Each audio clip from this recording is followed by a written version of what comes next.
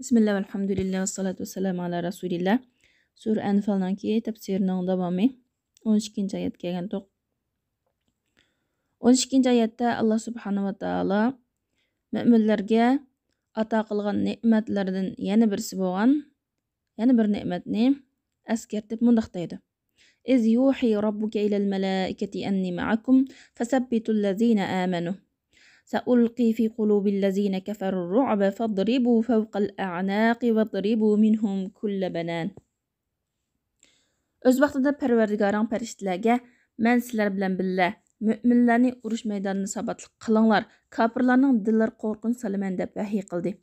Qilish bilan kafirlarning gandallariga chepinglar, yana boshlarini kesinglar, ularning barmoqlariga hamma a'zosiga chepinglar. Bu oyatda Allah subhanahu wa taolo müminlarga ata qilgan yana bir ne'matni eslatadi. O bo'lsa farishtalarga shunday vahiy qilgan men sizlar bilan billa müminlarni sabatlik qilinglar. Ya'ni ular bilan birga jang qilish orqali, ularning yenib turish orqali ularni sabatlik qilinglar, qalblarini kuchlantiringlar. Ya'ni shayton insonga yomon ishlarni vasvas qilib, insonni bir xil g'amga tashlab, bearam qilgandek, vasvas qilgandek, farishtalarmi müminlarning qalbiga yaxshilikni, yaxshi ishlarni tashlay oladi. Ularning qalbiga jang maydonida sabit turish, dushmanlarning oldida qo'rqib qolmaslikdan iborat mush ishlarni tashlanglar, shu orqali ularni sabatlik qilinglar, ular bilan birga jang qilish orqali sabatlik qilinglar. Men kafirlarning qalbiga qo'rqinish tashlayman. Kafirlarning qalbiga qo'rqinish tashlash bu jangda g'alaba qilishning, ya'ni musulmonlarning, mu'minlarning g'alaba qilishning eng cho'ng sabablaridan biri. Qo'rqib ketgandan keyin mag'lubiyatga yuzlanadi. Sizlar ularningki gadallariga chepinglar, ya'ni ularning boshlariga chepinglar va boshlarini uzinglar. Ularning har bir ugullariga chepinglar, ya'ni put-qo'llarining barmoqlariga chepinglar, har bir a'zosiga chepinglar. Abdullah ibn Abbas roziyallohu anhu mushadiki kullabanan degan so'zni qo'l putlari deb tafsir qilgan. Zalikum bi annahum shaqulloha va rasulahu va man yushaqiqillaha va rasulahu fa innalloha shadidul iqob. Bu shuning uchunki endi Allah subhanahu wa taolo kafirlarga xitob qiladi. Oldida mu'minlarga xitob qilib, mu'minlarga ato qilgan ne'matlarni eslatgan bo'lsa, endi kafirlarga nima sababdan shunday jazolanganligini eslatadi. Ular Allohga va uning payg'ambariga qarshilik qildi. Kimki Allohga va uning payg'ambariga qarshilik qiladi ekan, Alloh uni qattiq jazolaydi. Ya'ni kafirlarningki boshlarining kesilishi, qo'l-putlarining mu'minlarning qo'llari bilan kesilishi, o'ldirilishi, asir elinishidan iborat bu sharmandachilik, bu xarliq, bu mag'lubiyat. Uning sababi kafirlarning kafir bo'lganligi uchun, Allah va Allah'ның payg'ambarini dushman tutganligi uchun Alloh taolo tarafdan mushriklarga, kafirlarga bu dunyoda berilgan jazodan iborat. Kafirlar bu dunyoda mushundaq jazolanish bilan birgina oxiratda mangudan mangu qoladigan do'zax bilan jazolandi deydi. Allah kimki Allohga va uning payg'ambariga qarshilik qiladi ekan, ya'ni Allah va Allohning payg'ambarini dushman tutadi ekan, Allah uni qattiq jazolaydi, dunyoda ham oxiratda.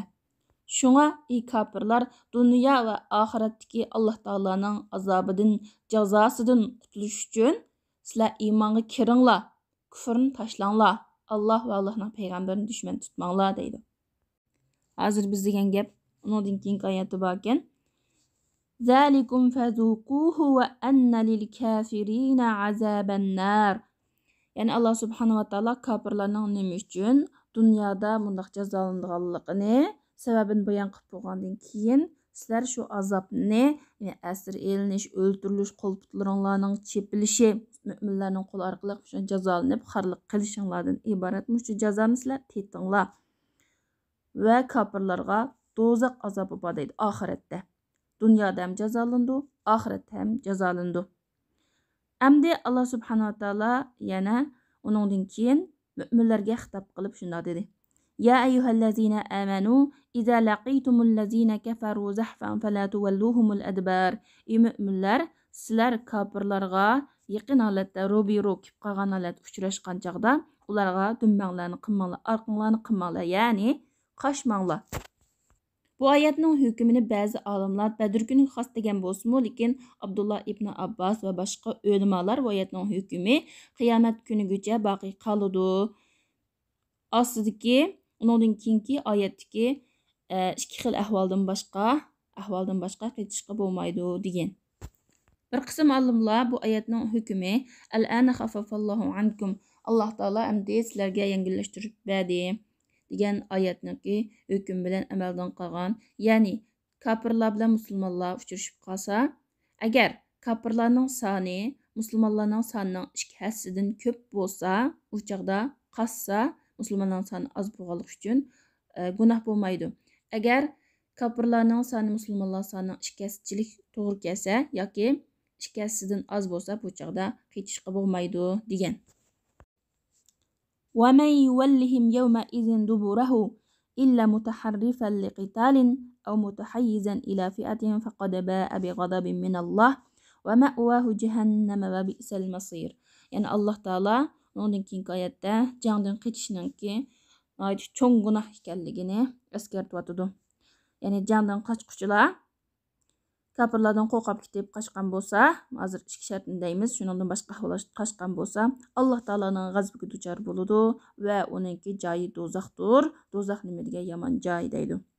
Ikki xil ahvol qandoq desa, qayta urushish, ya'ni dushmanga hilm-fikr qilish uchun. Masalan, dushmanning oldida musulmonlar xuddi mag'lub bo'lgandek qiyofat kirib olib, ondan dushmanni pistirmig'i tushirishni maqsad qilgan bo'lsa yoki turayotgan joyidan aldab olib chiqishni maqsad qilgan bo'lsa va yoki yordam tilash uchun boshqa bir musulmonlar guruhiga yoki musulmonlar jamoasiga qo'shilib birga jang qilayli. Biz yolg'iz tankib bo'lmaydi ekanmiz. Biz birlikda qo'shilib dushmanga taqobil turayli degan bundoq maqsadda chekingan bo'lsa, u chaqda gunohkor bo'lmaydi. Lekin bu maqsaddan boshqa maqsadga qo'yib ketiblar, jangdan qochib, hamrohlarini tashlab qo'yib, jang maydonidan qochish cho'ng gunohlarning ichidagi cho'ng gunoh deydi.